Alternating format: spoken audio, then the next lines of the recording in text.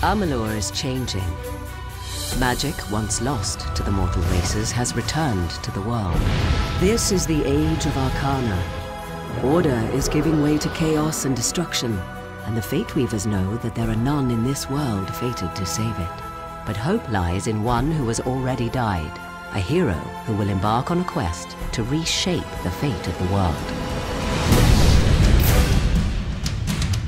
The legend begins in the Well of Souls, when gnomish scholar Fomerus Hughes finally succeeds in his attempts to restore life to the dead. The pursuit of immortality. You're the only proof of what we've achieved here.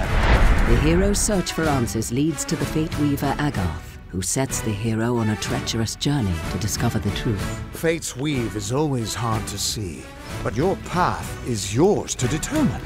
Along the path to find truth and meaning, the hero will encounter a number of factions that want to enlist the aid of the Fateless One.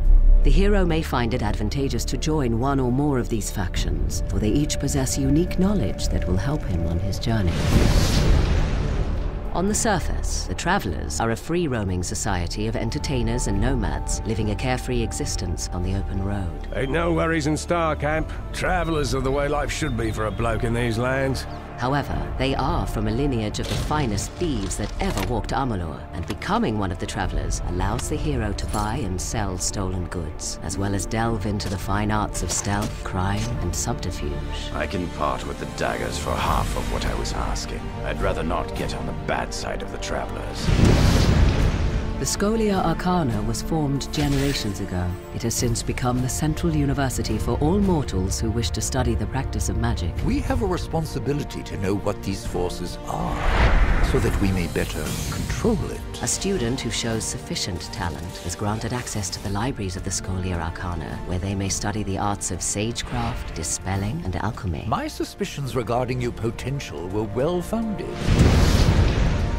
The once proud and noble warriors of the Warsworn are now known as the finest and fiercest hired swords in the Phalanx. A mercenary sells a sword without honor. The Warsworn sell honor, armed for battle. The name of the Warsworn strikes fear into the hearts of enemies throughout the land. Once proven in battle, a Warsworn pledge has access to skills, weapons, and training that cannot be found elsewhere. I've trained, I've dreamed. I will join the Order. Amalur is host to more than just mortal man and their factions. The world is riddled with other races with numerous alliances, from the studious gnomes to the immortal Fae. Long ago, the Fae split into two courts, each with many houses. In the Summer Court, the House of Ballads is the keeper of songs and lore. The house ensures those defining tales are never forgotten. In these dark times, a hero is needed to relive the tales of old and continue the song. Meanwhile, in the Winter Court's House of Sorrows, few follow the old ways, and for the first time in living memory, the House of Sorrows will welcome an outsider into their ranks. It is not a simple task I ask of you. We need someone who understands that. But even the immortal Fae are helpless against the forces that are rising in Amalur. A twisted new sect from within the Winter Court, the Tuatha. The Tuatha grow in power, driven by their strange new god toward the destruction of all mortal life. They are warriors, priests, and zealots who worship the god under the mountain and obey only Gadflow, their malevolent leader.